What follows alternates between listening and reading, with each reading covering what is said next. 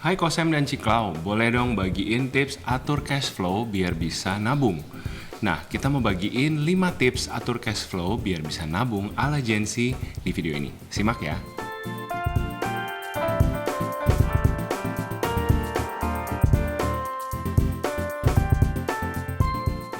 Hai guys, welcome back to our channel. Kembali lagi dengan gue Samuel dan ini istri gue Claudia. Kami pasangan suami istri kantoran dalam perjalanan memaknai financial independence. Di channel ini kalian akan temukan video-video seputar keuangan, karir, adulting, dan topik-topik menarik lainnya. Jadi kalau kalian suka dengan apa yang kalian tonton di sini, jangan lupa untuk subscribe dan dukung channel ini terus ya.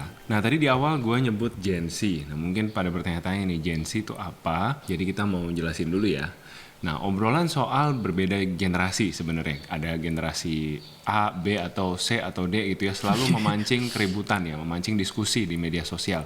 Banyak yang bilang misalkan Gen X itu lebih pintar nabung. Gen Baby Boomers lebih hebat-hebat lagi karena nabungnya tanah ya kan. Mereka menyarankan beli tanah, beli rumah. Terus misalkan milenial lebih sulit nabung buat masa depan karena punya pandangan YOLO, you only live once, jadi harus nikmati hidup kita sekarang. Padahal dengan hidup yang cuma sekali ini harusnya kita lebih bijak ngatur keuangan ya sih sebenarnya. Lebih prepare sebaik-baiknya ya, karena kan kesempatannya cuma satu kali nih. Betul. Nah, jadi daripada ngebanding-bandingin soal generasi mana yang lebih oke, yang lebih bisa nabung atau gimana, mendingan kita sepakat dulu nih kalau semua generasi yang nonton ini kita lebih baik jadi Gen Z alias generasi cerdas yang tentunya jago untuk ngatur keuangan. Boleh. Oh, ternyata itu ya maksudnya ya. Betul, begitu maksudnya. Nah, ini sebenarnya juga salah satu momok gitu yang ditakuti orang dalam kalau lagi ngomongin soal pengaturan uang gitu kan. Karena mereka mindsetnya, oh kalau ngatur uang berarti nggak boleh senang-senang sama sekali dong. Berarti harus hidup hemat, harus hidupnya dipirit-pirit semuanya. Apakah seperti itu juga? Jadi ini sebenarnya salah ya gitu. Karena nggak semuanya yang dihabisin di awal itu paling bagus gitu, dan nggak semuanya yang dipirit-pirit dihemat-hemat itu juga yang terbaik gitu. Sebenarnya ini hanya masalah pengaturan cash flow aja gitu ya, karena kuncinya atur cash flow ya. Atur cash flow karena nggak semua uang yang masuk di tanggal 25 itu harus kita habiskan di tanggal 25 juga bukan gitu. Betul kan, harus sekali. Kita atur-atur juga untuk cukup sepanjang bulan ini, dan mungkin juga ada yang kita harus sisihkan sebagian untuk kebutuhan di bulan depan, tahun depan, dan sebagainya. Jadi sebenarnya kuncinya hanya mengatur cash flow aja. Dan memang sebaiknya dilakukan sedini mungkin nih, lebih mudah lebih baik gitu ya, karena ya namanya membentuk habit yang baik itu kan juga bagusnya mulainya di usia yang lebih muda lebih bagus gitu ya. Kalau udah tua ya namanya bikin habit baru itu susah ya Pak. Betul. Itu caranya. Jadi caranya gimana ya kan mengatur cash flow? Nah, kami punya tips-tipsnya di video ini. Tips yang pertama yaitu budgeting dan men-tracking spending kalian. Nah, budgeting kayaknya kita udah sering ngomong, dan mungkin teman-teman mungkin di sini ada yang itu lagi gitu ya. Budgeting dulu. Gua mah udah tahu gitu. Sebenarnya shortcutnya apa? Bisa nggak sih nggak pakai budgeting gitu? Nah, shortcutnya apa? Mungkin kalian bertanya gitu. Ya sebenarnya nggak ada shortcutnya. Langkah pertamanya untuk bangun habit adalah kita bikin tracking spending kita supaya kita bisa ngebayangin kira-kira uang sebulan kita ini habisnya kemana aja gitu. Ini penting banget dilakuin, terutama buat kalian yang baru belajar punya uang sendiri, baru mulai kerja, baru punya uang, dan belum ngerasain pola keluar masuknya uang bulan ke bulan itu seperti apa. Bahkan sebenarnya kalau kalian mulai dapat uang saku dari orang tua gitu ya, mungkin di sini ada yang nonton lagi kuliah gitu, ini juga sebenarnya good practice untuk dilakukan ya. Kata siapa uang saku harus dihabisin semua gitu kan? Kalau bisa ditabung, kalau bisa meskipun sedikit, itu hal baik gitu. Sebenarnya bukan soal berapa besar hal yang bisa ditabung, tapi kita ibaratnya ngelatih muscle kita gitu, melatih otot keuangan kita untuk punya habit bagus nih untuk bisa ngatur keuangan. Karena bener banget sering denger kan orang-orang ngomong, aduh gue nggak tahu nih duit gue kemana, taunya habis aja gitu kan, kayak taunya cuma lewat aja. Nah itu makanya pentingnya harus dicatat. Dan suka ada yang nanya juga nih, catatnya harus sedetail apa? Apakah iya misalkan bayar parkir 2.000 gitu kan harus dicatat, terus jajan cilok 5.000 apakah iya harus dicatat? Ya kalau menurut pandangan saya sih di awal-awal ini ya sebaiknya sekecil apapun ya dicatat gitu, karena ya justru yang kecil-kecil itu gitu ya kadang-kadang yang ya jajan cilok gitu kan, jajan kopi tentunya ya habis gitu ya. Jadi ya memang kita harus tracking. Betul. Sampai sedetail itu. Nah, rule of thumb-nya untuk budgeting kan cicilan juga ini katanya rule of thumb-nya 30% kan dari pemasukan bulanan. Jadi itu total cicilan misalkan masih maksimal dari 30% pengeluaran bulanan harusnya masih oke. Karena tentunya setiap orang kan beda-beda ya kondisi keuangannya. Nah, tapi in general rule of thumb-nya adalah kita mengikuti prinsip 50-30-20. Nah, ini maksudnya apa? Jadi maksudnya dari pas terima gajian langsung 50% itu disisihkan untuk kebutuhan hari-hari untuk hidup ya. Jadi misalkan yang punya kosan, bayar kosan, untuk belanja groceries, untuk transport, commuting ke kantor. Jadi kebutuhan pokok gitu ya yang kalau tidak dipenuhi maka tidak bisa hidup dengan layak. Nah, 30%-nya itu untuk keinginan. Ya ini jadi let's say mau jalan-jalan gitu ya, atau misalkan mau nonton, mau hangout. Jadi keinginan, jadi kebutuhan sekunder bisa dibilang ya. Tadi kan kebutuhan primer. Dan 20%-nya itu untuk ditabung. Nah, tapi kembali lagi ini hanya sekedar rule of thumb gitu ya. Tentunya bahkan setiap agama gitu ya berbeda, karena kan mungkin umat Nasrani ada yang 10% untuk perpuluhan gitu. Kalau umat Muslim ada 2,5% ya kalau nggak salah untuk zakat. Jadi again harus disesuaikan kembali dengan kondisi keuangan dan ya gaya hidup masing-masing gitu ya. Cuman ya seperti inilah kurang lebih rule of thumb-nya. Dan cara yang paling simple sebenarnya untuk tracking spending itu ya sebenarnya ya kita download apps aja, karena sekarang udah banyak apps gratis. Begitu jajan langsung dicatat di HP. Karena kan sekarang HP yang pasti dibawa kemana-mana kan gitu. Kan kalau zaman dulu mungkin harus tulis di buku gitu, harus pakai Excel ribet. Tapi sekarang udah gampang banget, banyak banget apps untuk tracking spending gratis. Nah, tips yang kedua adalah punya sistem. Paling susah itu memang bikin habit kita jadi konsisten, betul ya. Bisa aja hari ini habis nonton video kalian semangat budgeting, tapi setelah beberapa hari luntur gitu semangatnya gitu, sampai ketemu di video minggu depan selanjutnya gitu ya, baru semangat lagi gitu. Tapi kalau kita punya sistem, hal ini bisa membantu kita untuk mengakalin diri kita sendiri kalau kita lagi nggak ada motivasi untuk berhemat, untuk menabung gitu. Nah, sistem ini maksudnya gimana? Sesimpel misalkan kalian memanfaatkan fitur auto debit di rekening kalian masing-masing. Jadi misalkan kalian udah alokasi ini dari gaji aku 5 juta, aku mau nabung 500.000 tiap bulan di reksadana gitu. Nah, nyalain aja auto debitnya. Nah, jadi misalkan di tanggal 25 kalian gajian, kalau udah punya auto debit ini kalian bisa aktifin dan uang kalian langsung secara otomatis ketarik gitu, ketabung secara otomatis. Jadi ada sistem yang memaksa kalian untuk menabung.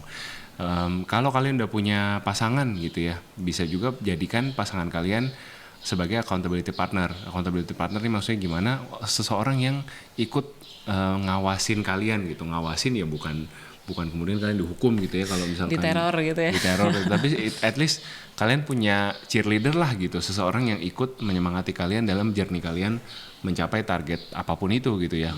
Mau nabung untuk motor pertama atau apa gitu. Jadi sistem ini buat kami sangat ngebantu banget dan sangat works gitu. Dan kami punya sistem bulanan di mana kami meeting untuk ngebahas pemasukan kami berapa, kami nabung kemana aja, net worth kami berapa gitu. Jadi selalu saling check and balance di mana goal kami berdua saat ini gitu.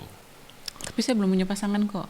Nah, untuk yang belum punya pasangan bisa cari teman komunitas yang kira-kira sepaham dengan kalian gitu, yang sama-sama yang kalian percaya nih gitu.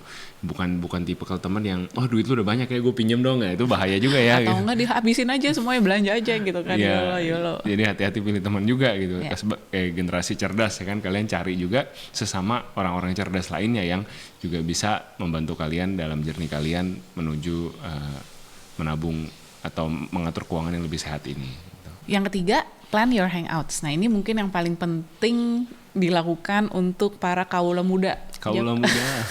Kaula muda atau ya anak muda yang hidup di kota urban ya, kota Jakarta lah gitu, dan ya kota-kota besar lainnya, karena pressure untuk hangout, makan di tempat baru, cobain tempat nongkrong baru itu sangat tinggi dan serba salah gitu ya. Nanti kalau nggak mengikuti nanti dibilangnya kurang gaul, atau nanti mungkin ya jadi kayak kurang temen atau kurang asik dan sebagainya. Tapi sebenarnya nggak sampai harus nggak hangout sama sekali sih. Sebenarnya kita cuma perlu planning. Jadi mungkin ya pertama-tama balik lagi ke budgeting gitu. Berapa sih yang mau kita budget untuk hangout dalam 1 bulan? Dan yang ini yang ya please make it reasonable gitu ya, karena nggak mungkin di Jakarta misalkan hangoutnya saya cuma mau 50.000 sekali keluar gitu, karena ya mohon maaf gitu kan 50.000 itu mungkin di restoran-restoran yang di Jakarta udah nggak kebeli apapun gitu ya. Mungkin iya beli pecel lele kali ya maksudnya. Ya itu berarti di warung kan ya. Iya. Mungkin reasonable apa 150 atau 200 gitu. Ya, ngakalinnya gimana setelah kita budgeting? Ya setelah kita tahu budget kita ada berapa, ya mungkin sebelum kita hangout kita makan dulu di rumah. Jadi seenggaknya udah kenyang atau udah keganjel lah. Jadi di sana mungkin tinggal minum atau ngemil-ngemil. Iya, menikmati suasananya gitu kan misalkan. Ya, dan mungkin juga ya kita udah tahu budgetnya cuman sekian, dan berarti kan nggak bisa terlalu sering gitu ya, mungkin ya cuman weekend 1 atau 2 kali, ya berarti bener-bener dipilih apa ya, Sabtu atau minggunya nih. Ya momennya gitu kan. Maksudnya ini udah tahu ini tuh bener-bener momen yang berharga gitu ya, jadi ya memang perginya ya misalnya sama teman-teman yang emang kita appreciate gitu ya, bukan cuman sekedar ya nongkrong nggak jelas gitu. Jadi ada purpose-nya gitu ya dalam setiap hangout-nya itu gitu, bukan cuman mindlessly hanging out gitu kali ya. Yang keempat, atur cicilanmu. Nah sebenarnya soal cicilan ini pro dan kontra ya, karena tergantung aturnya kita gimana. Seperti produk-produk finansial lainnya, cicilan ini ya seperti pisau aja gitu. Pisau ini bisa dipakai untuk melukai orang, dan bisa juga dipakai untuk ya seperti dia diciptakan untuk masak sebenarnya kan. Jadi nyicil juga sama itu ya, kembali gimana kita ngaturnya. Dan sebenarnya kalau mau nyicil juga sekarang relatif lebih gampang, nyaman dan mudah ya. Kalau dulu kan nyicil terus lupa bayar gitu, terus kena denda gitu. Nah sekarang monitornya tentu lebih gampang karena banyak juga cicilan bulanan yang ada aplikasinya. Apalagi kalau bayarnya bisa langsung auto debit gitu ya, direct debit dari rekening kita gitu. Kita bisa lebih terpantau lah proses pembayarannya itu. Jadi sebenarnya nggak semua cicilan itu buruk ya. Contoh ini pengalaman kami sendiri waktu kami bangun rumah ini, banyak barang-barang itu yang kami beli di toko bahan bangunan modern, dan di toko tersebut bisa dicicil gitu belanjanya. Walaupun sebenarnya ya kalau dipaksain cash ada aja sebenarnya, cuman kan kita harus atur cash flow gitu ya, nggak bisa semuanya kita keluarin brek gitu kan. Pas belanja gitu ya kan, maksudnya kita tetap butuh atur pengeluaran bulanannya gitu kan. Tapi kalau misalkan ada cicilan jadi lebih ringan gitu, karena oh ya bulan ini kan pakai sebagian kecil dari gaji bulan ini, nanti bulan depan ambil dari sebagian kecil gaji bulan depan. Jadi ya sebenarnya bukan masalah ada uangnya saja sih gitu, karena kadang-kadang mungkin gajinya cukup untuk kita bayar semuanya, tapi tunggu dulu gitu kan. Tapi dalam satu kali gaji kan tadi di awal itu harus ada pertimbangannya ya 50, 30, 20 dan lain-lain ya. Maksudnya itu kan tadi rule of thumb-nya. Aja, betul. Jadi nggak selamanya cicilan itu buruk selama kita udah tahu gitu ya tujuannya apa. Memang kita tahu kita perlu barang ini gitu, bukan sekedar pembelanjaan impulsif. Dan ya kita tahu kita bisa mengcover cicilannya dengan baik ya, jadi tidak ngoyo kan. Cicilan juga ini katanya rule of thumb-nya 30% kan dari pemasukan bulanan. Jadi itu total cicilan misalkan masih maksimal dari 30% pengeluaran bulanan, harusnya masih oke. Kami pribadi bersyukur banget sekarang belanja bahan bangunan aja udah bisa dicicil gitu, karena kalau waktu itu nggak bisa dicicil bahan bangunannya, udah pasti proses pembangunan rumah kami ya entah tertunda, mungkin bisa berbulan-bulan, entah bisa mungkin setahun bahkan lebih terlambat. Tips kelima adalah mencari gratisan, barang second atau barang alternatif lebih murahnya. Jadi buat kami ini sometimes jadi lifesaver juga gitu ya, dan juga memberikan kami challenge gitu. Berani nggak sih kita mencari alternatif lebih murah dari brand ini, dari barang ini, atau bahkan beli aja secondnya gitu. Jadi membuat kami juga belajar lebih kreatif dalam spending dan lebih tidak impulsif. Betul. Ya kan, dan lebih teliti juga gitu dalam membeli gitu. Jadi dulu pernah kepingin wireless earbuds gitu. Nah si wireless earbuds ini ya kalau kita lihat flagship produknya sebut saja harganya kira-kira 3 jutaan lah. Nah tapi setelah diteliti, nah ini pentingnya kita teliti gitu ya dalam membeli. Ternyata meskipun dia lebih mahal, tapi dia nggak punya daya tahan terhadap cipratan air. Kan ada istilah IP4, IP5 gitu ya. Nah ternyata justru versi lebih murah dari brand yang sama, yang harganya cuma 1,5 jutaan, itu IP-nya lebih bagus gitu. Which is itu yang saya perlukan karena saya pakainya sambil keringetan kan, sambil lari, sambil olahraga gitu. Jadi memproteksi si earbuds-nya ini dan bisa dicuci gitu ya, habis olahraga keringetan kita bisa cuci pakai air ngalir gitu. Jadi Kalau dicelupin Hana ke air gitu iya. kan kita nggak usah sedih gitu kan. Jadi cerita membuka luka lama nih. Membuka luka lama. Handphone dibenemin sama anak ke air. Nah jadi anyway ya itu, nggak selamanya yang mahal itu lebih bagus, cocok buat kita gitu. Contoh lain apa kalau misalkan? Ya misalkan kalau barang second juga mungkin teman-teman di sini udah tahu lah ya, kita sangat ngefans sama barang-barang pre-love gitu. Barang-barang Hana yang seperti stroller, dua-duanya ya, stroller kabin, stroller hari-hari itu kita belinya pre-love. Terus juga banyak banget elektronik seperti vacuum cleaner Dyson yang di belakang kita belinya pre-love. Walaupun masih brand new in box, tapi ya itu kan kalau udah masuk ke rumah orang bukan di toko lagi, harga udah turun banyak gitu ya. Jadi ya sangat banyak opsi-opsi yang mungkin lebih ekonomis nih gitu. Jadi memang jadi mungkin di antara kita di sini ada yang lagi kepikiran, oh ya saya perlu vacuum cleaner tadi atau saya perlu mesin cuci.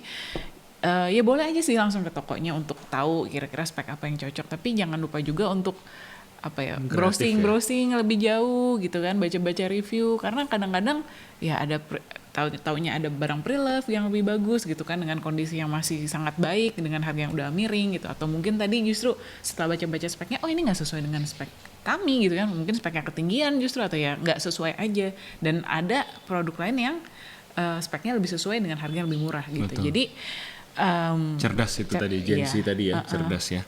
Dalam membeli. Nah ngomong-ngomong soal generasi cerdas nih, kami mau ngucapin terima kasih ke Home Credit Indonesia yang sudah mensponsori video ini. Home Credit adalah perusahaan pembiayaan berbasis teknologi yang telah membantu jutaan pelanggan di Indonesia dalam membuka berbagai kesempatan untuk memenuhi berbagai kebutuhan mereka. Jadi kalau misalkan kamu mau ambil cicilan barang seperti smartphone, elektronik, dan lain sebagainya ya, bisa cek di aplikasi My Home Credit. Home Credit pengen kita semua jadi generasi cerdas, karena tadi ya yang kita udah bahas di awal, terlepas kamu nih millennials, Gen Z, atau baby boomer sekalipun, punya skill untuk ngatur keuangan itu penting banget untuk kita miliki. Yuk kita sama-sama jadi generasi cerdas bareng Home Credit. Apakah ini ada CLBK sama Home Credit mungkin Bapak? Bersyukur bisa ketemu lagi sama Home Credit nih. Terima kasih teman-teman Home Credit sudah ngajak kita collab, seneng banget ya. Dan buat yang belum tahu, Sam ini sebenarnya adalah mantan karyawan Home Credit. Jadi tahu banget lah ya Home Credit luar dalam. Ya, jadi silakan buat teman-teman yang mau tahu informasi lebih lanjut soal Home Credit, di-download aplikasi My Home Credit-nya, cek-cek juga info-info di official channel-nya di Instagram dan social media channel lainnya. Nah, jadi dari 5 tips tadi, mana yang kira-kira paling gampang kalian lakukan? Atau yang paling sulit? Atau mungkin udah ada yang melakukan kelima-limanya dan punya tips lain yang mau dibagiin, boleh banget share di komen box di bawah. Coba yuk teman-teman share tips berhemat ala generasi cerdas kalian di komen box di bawah. Thank you so much for watching, take care and stay healthy, see you next week, bye!